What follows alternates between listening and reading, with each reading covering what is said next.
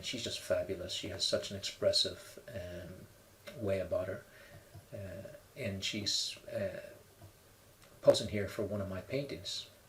This is my little charcoal stick using my gestural hand, and you can see it's the 2-finger wide idea. That's how I broke it down and sharpened it into this little posi-drive screwdriver head, and it allows me to move around with speed and confidence. And because it's 2 fingers wide, it doesn't give me a big mark. It's basically at a certain size.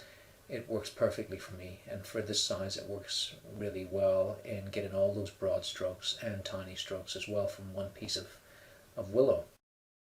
And so when I draw from life, I am aware what's in front of me, but I'll not try to get a likeness, for instance.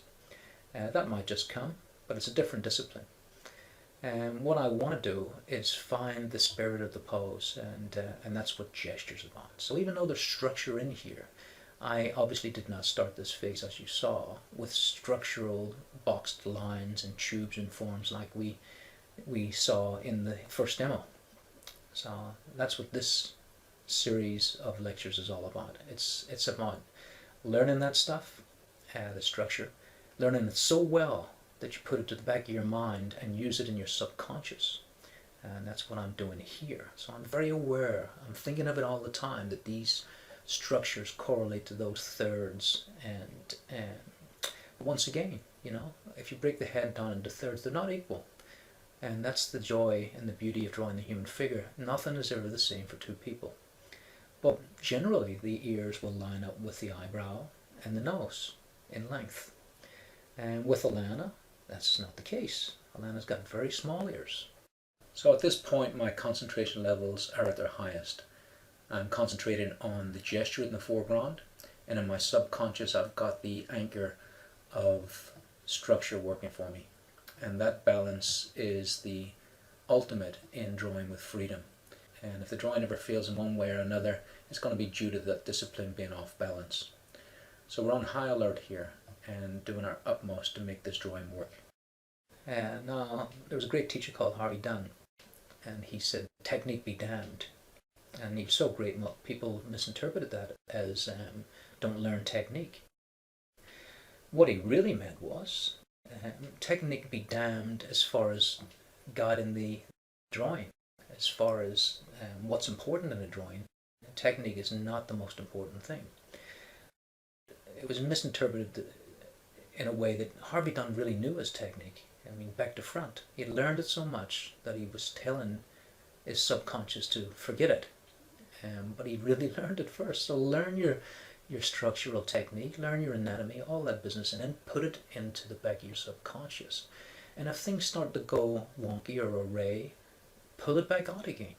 And so that's what I'm doing all the time. And it's a very, very difficult juggling act, and it will take the rest of your life to master it.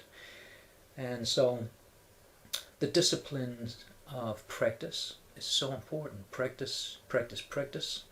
And then that stuff will become your subconscious. And then you can start getting into your gestural idea here.